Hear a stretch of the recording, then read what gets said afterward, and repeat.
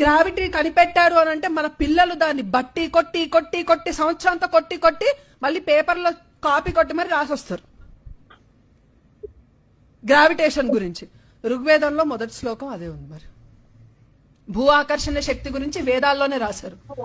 తర్వాత న్యూటనే ఒప్పుకున్నాడు. ఈ మేడం గారు ఋగ్వేదంలో న్యూటన్ లా ఆకర్షణ కోసం ఉంది.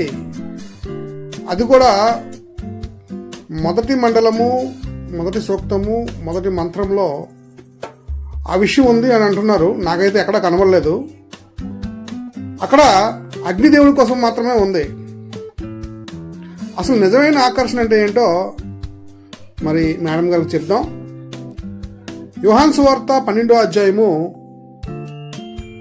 32వ వచనంలో, నేను భూమి మీద నుండి పైకి ఎత్తబడిన ఎడల అందరినీ నా యొద్దకు ఆకర్షించుకొందునని చెప్పాను. అందరినీ ఆయన యొద్దకు ఆకర్షించుకుంటాడట. యేసు వారు ఇప్పటికే అనేకుల్ని ఈ ప్రపంచవ్యాప్తంగా ఆకర్షించుకున్నాడు. అందుకే క్రైస్తవుల సంఖ్య రోజు రోజుకి పెరుగుతూ ఉంది. ఆయనలో ఆకర్షణ ఉంది, ఆయన ప్రేమలో ఆకర్షణ ఉంది. గమనించగలరు. Thank you.